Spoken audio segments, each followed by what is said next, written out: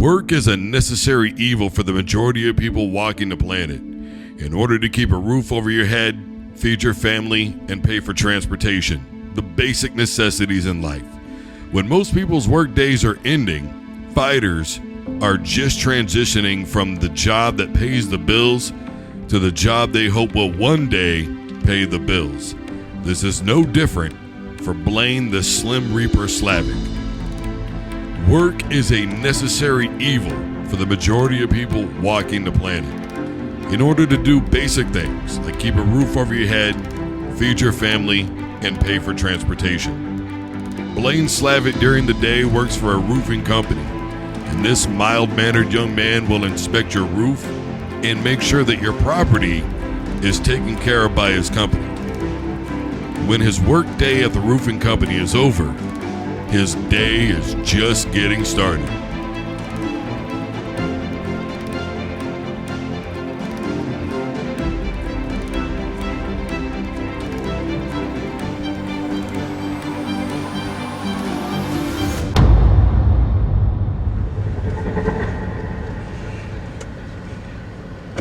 Work day, man, it really just depends on how storms are going, but I mean, typical, get to the office, check the board, go inspect some houses. If we got no roofs going on, then just try and pound the pavement and get some more roofs on the board. Say I have 4 roofs, I go check those out, come back, put them in Exactament, stuff we gotta do for the insurance, and then I will hit up my coach and be like, hey, what kind of workout are we doing today? Go get warmed up, get the workout done, do a couple last work details for the next day, and then I head off to the Outsiders and get some more work in. So it's about 2 workouts a day, and that's pretty much 7 days a week. I used to live right down the street, so it wasn't, I'd be home at 7:30, but I'm pretty used to it now. I got this fight going up against Derek A-Game Adkins. We actually have some history together. We used to be training partners. Maybe he would say, he was kind of my coach at some points, but it's gonna be an interesting fight. I like to test myself against guys that are good. I always want to put myself out there. What they say is dare to be great, and I try to do that every time I fight. We do have some personal history, so it's more than just a fight for me. I think it's gonna have some personal feelings into it, but overall I think it's gonna be a great fight that I come out on top. It's not just a fight, like I said. It kind of means a lot. It's kind of like a full circle moment. Like, I trained here, I learned how to fight with this guy. Now it's kind of like, in a way, the student becomes the master, I guess you would say. Or I guess I'm gonna try and become the master, show them what I got. I won't go into too much detail, but we just have a long history together.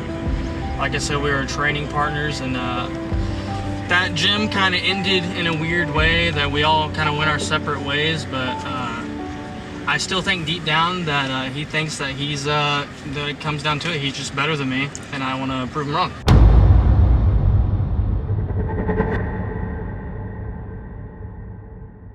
Derek Atkins' day job is a little different, but still presents its own unique challenges.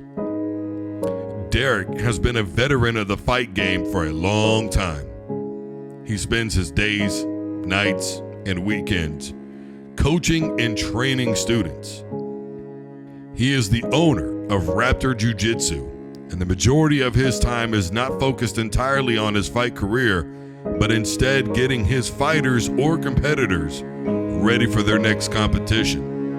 Despite splitting time between both training people and himself, he has managed to put together an impressive fight resume that includes the Husky Fat Promotions welterweight championship belt.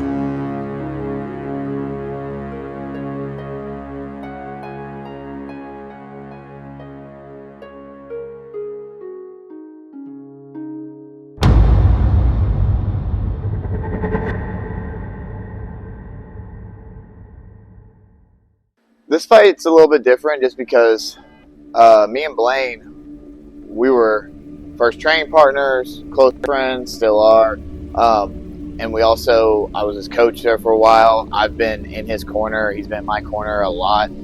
we've got a lot of connection between us. So a lot of rounds, pads, and sparring and drilling. So we know each other well, and we also have a bunch of people that a bunch of our people, my friends and or other coaches that were in, they're going to be in his corner. That's kind of feel weird to be going against them, but it should make it more fun. We're all still friends. Do I take it personal about Blaine calling me out?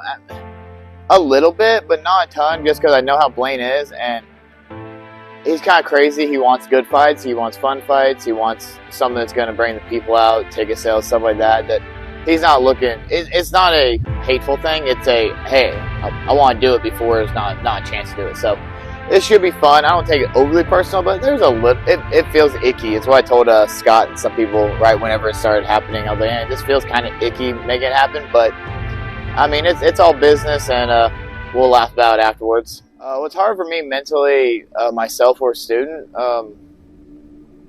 Short answer is obviously going to be the students, because I don't have as much control, like their body and what they do diet-wise and everything like that. So I have to trust them.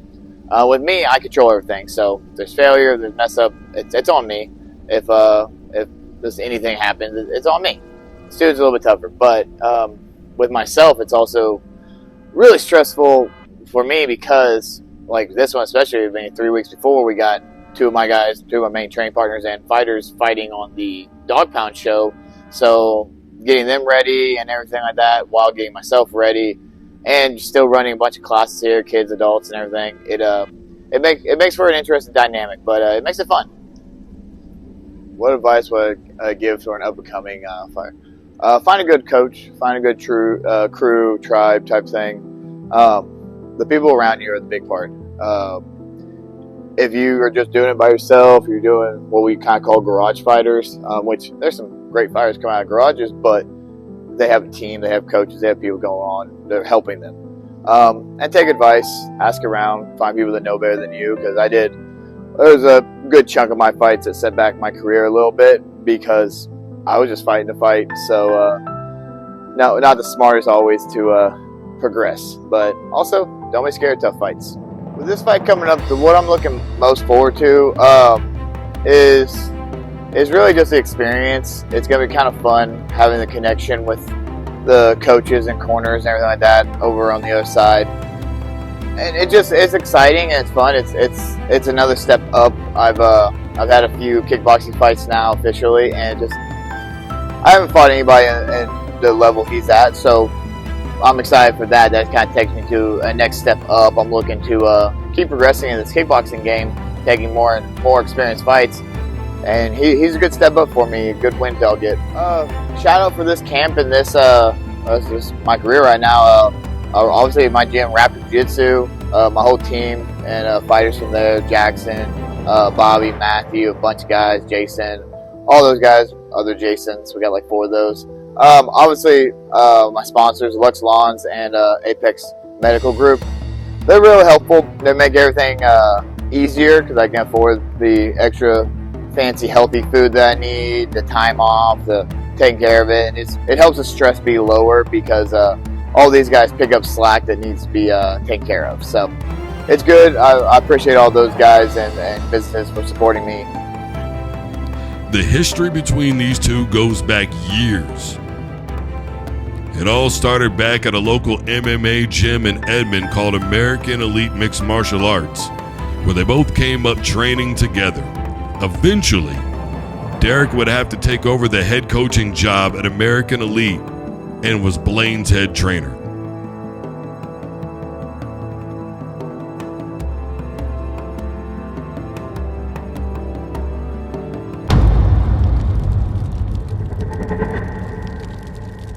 Killer Bees Kickboxing in Edmond, also known as The Hive, is a welcoming place for everyone, from your high-level pro and amateur competitors all the way to your roll-of-the-couch students who enjoy exercise and compliments they get from their Instagram post tagging them at a fight in the gym. Tonight is no different. Dutch drills for Coach Mike Giroux mean a packed house. And with a slew of amateur and pros getting ready for the competition, mat space is very limited.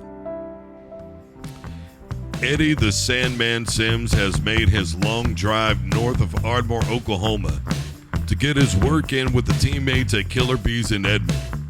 As he walks in, he sees a lot of familiar faces. The Slim Reaper also cross-trains at Killer Bees and has been under Coach Giroux's tutelage ever since he was 16 years old. Abraham Benjamin is another pro fighter who is also getting ready for a match on June 21. The battle for Edmond, and yes, we'd like to talk to your manager. When Eddie steps in the gym in Edmond, there was no longer a gym owner or head coach of Killer Bees Ardmore. The teacher then becomes a student, and he is there to absorb as much knowledge as he can, not just for himself, but to bring back to his students in Ardmore.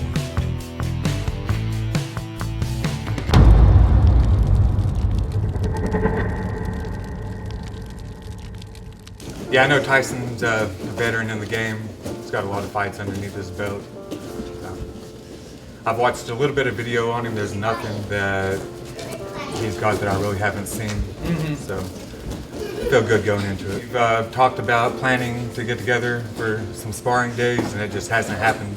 Hasn't matched up. Our time off hasn't matched up. I could definitely tell a difference with my footwork. For some reason, I don't know if it's just in my head or not, but I felt like I could move around a lot with more ease with the smaller gloves. Yeah, I look at the boxing matches as a way to keep my cardio up. This one was at the beginning of this fight camp, so it was a good way to jumpstart the camp, get into fight shape a little early into camp, and jumpstart that a little quicker. And cardio is my main worry going in. I don't know why. I've been doing it for so long. It's just in the back of my head all the time. Just doing the boxing deal, just it gives me a chance to work on my hands and my footwork. As far as the career goes, like you said, I'm just trying to stay busy with it. Trying to stay as active as I can, be in good health, to be a good father for my kids, to be active with them later on in life. Another thing with the staying so active is the more accolades I get for the gym, the better look it is for people who want to come train for us. My goals with the gym are I wouldn't mind if no one competed out of our gym. My goal is to get people in shape, and for a lot of people, this gym is for their mental state. Oh yeah. A lot of people need this just to come in, hit a bag, release some stress. So, like I said, I wouldn't mind if we didn't have anyone compete out of the gym at all. That's just a bonus. I just hope he's working as hard as I am, because I'm definitely putting in the work, and I'm ready to get that belt strapped around my waist.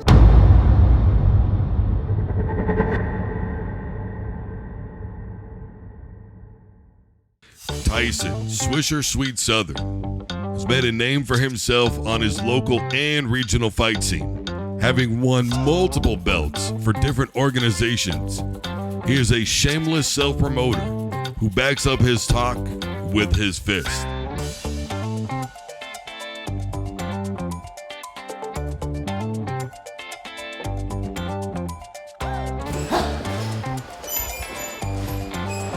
He also, no stranger to the hustle of the local fighter trying to make it to the big time, is not only constantly promoting his sponsors, but has also created a merchandise brand and a sort of cult following that is not easy to accomplish. It takes more than just a fly-by-night fighter to create these opportunities for himself. When he's not selling products and training himself, you will also find him at Alpha MMA in Lawton, Oklahoma, where he also teaches and trains students competing in mixed martial arts.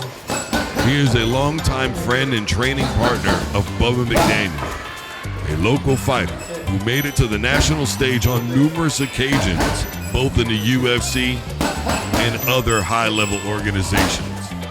He is also a training partner of the Gentleman of Violence, Tom Show, one of the first superstars in the rejuvenated sport of bare-knuckle boxing. Despite being a small town, you will find no shortage of the star power located at this gym in Lawton, Oklahoma.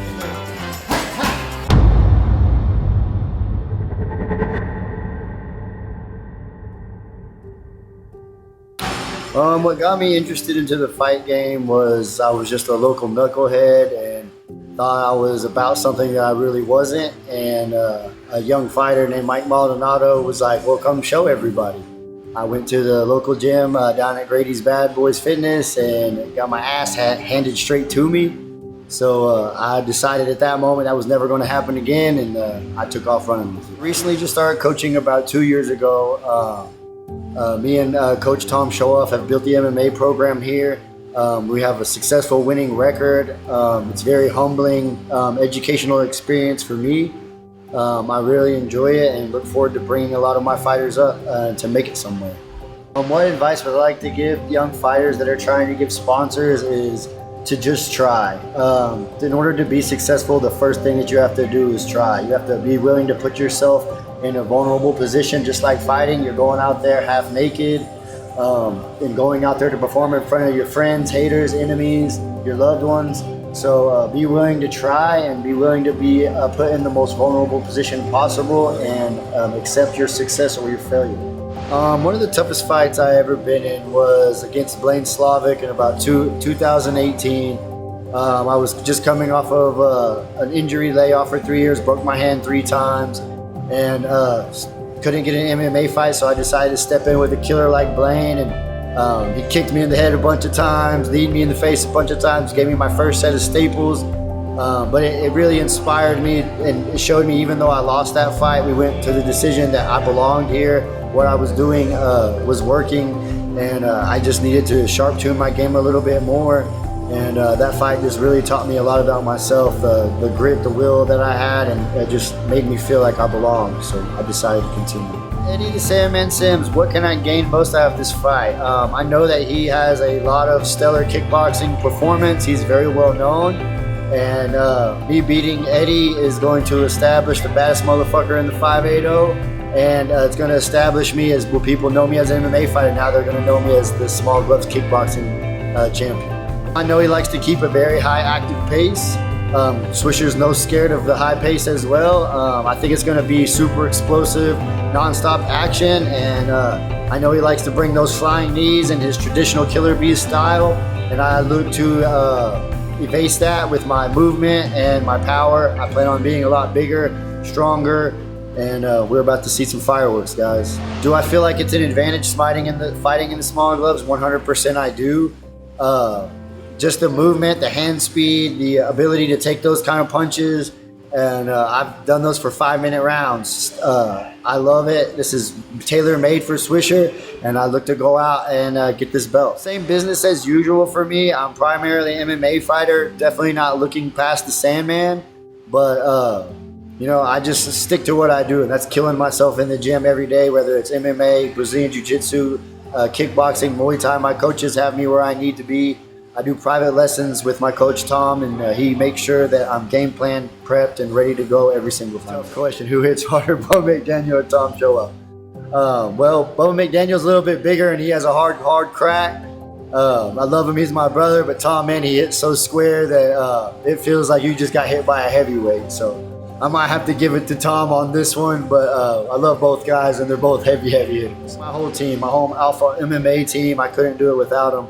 We walk in there alone, but we finish together. And so big shout outs to them. Derek Lemos, Tom Showoff, Bo McDaniel, my cornerman, Shelby Anderson. I couldn't do it without these guys. Much love and respect. Check out Purple Dragon if you're in the Shady. Best dispensary around, unrivaled barbell. Imprint Construction, one of my #1 sponsors. They do in-ground pool spas, commercial, residential, fouled board precision, guys, Thug Life Outdoors. And don't forget to go get your smoke at the Purple Dragon. Love them. Oh. Eddie Sims Gym has recently upgraded. Having outgrown their modest gym in Ardmore, Oklahoma, they have moved on to a bigger mat space as the gym continues to grow and grow. For Eddie, the day starts early as he packs his lunch and gets ready for the day job. The day ends late. His wife, Leah, who is also very much involved in teaching and running the gym, helps ensure that the kids have all their schoolwork taken care of. The gym is clean and is ready to do it all over again tomorrow. For Eddie, this is his dream. Having started combat sports in his 30s, he has managed to put together an impressive resume in a short amount of time. Having sold out the Husky Fat Show in his hometown of Ardmore, he is looking to lay claim to what could be considered the first ever kickboxing title in small gloves. Winning this title will be no easy feat. Tyson Southern is a game opponent who is not interested in taking a step back in his early career. He will be looking to take the belt back with him to Lawton to add it to the other hardware he has already acquired over the years. Expect a battle of attrition and a fight you can look back on and tell your kids and grandkids, I was there when Eddie, the Sandman Sims, and Tyson, Swisher Sweet Southern, went to war to decide who the baddest man in the 580 area code is. For Blaine and Derek, a lot more is at stake than just a belt. It is a storyline, a friendship gone awry, or is it just business? Two competitors at the top of their game wanting to prove to the world that at the end of the day, they are just fighters. And fighters will do what fighters do. They fight. On June 21st, Husky Fat Promotions presents the Battle for Edmond. And yes, we'd like to speak to your manager. With 5 total championship belts on the line, including Eddie the Sandman Sims versus Tyson Swisher Sweet Southern for the inaugural Pro Small Glove Lightweight Championship, and a grudge match that no one saw coming. Blaine, the Slim Reaper Slapper, versus Derek A-Game Atkins for the first ever HMF belt to see who the huskiest motherfucker in the region is. This will be a night you do not want to miss, all geared towards raising money for a worthy cause. Get your tickets now at www.huskyfat.com. Don't blink or you'll miss this shit.